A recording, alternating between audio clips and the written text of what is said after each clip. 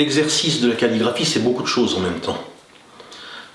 C'est bien sûr un exercice de l'œil, et l'exercice de l'œil, il se transfère aussi dans la pratique, par exemple, du diagnostic en médecine chinoise.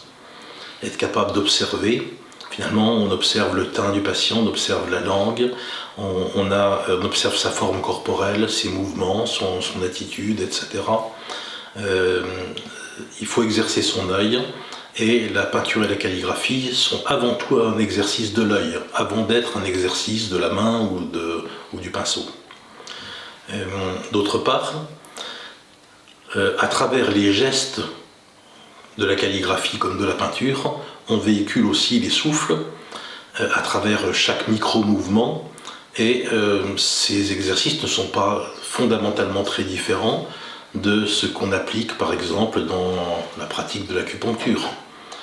Finalement, l'acupuncture est aussi une forme de pinceau qui va s'exprimer donc sur les souffles du corps humain, au même titre que la calligraphie va guider l'encre à l'intérieur du papier.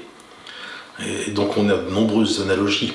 Alors ces analogies, elles sont intéressantes sur le plan intellectuel, elles sont intéressantes sur le plan technique, c'est-à-dire comment tenir correctement le pinceau, quelle position, quelle attitude corporelle adopter, comment conduire sa respiration, etc. Mais elles sont aussi très intéressantes d'un point de vue philosophique, spirituel, pour comprendre ce que c'est que le mouvement des souffles dans la pensée chinoise. Avec la calligraphie, on l'expérimente directement et on en voit les résultats tout de suite. Parce que l'encre noire sur le papier donne une vision évidente de la façon dont on l'a guidé. Et quand on fait de l'acupuncture, évidemment, on ne perçoit pas forcément instantanément la façon dont les souffles se sont répandus dans le corps. Et donc établir un lien entre ces deux choses permet d'améliorer ses performances dans les deux disciplines.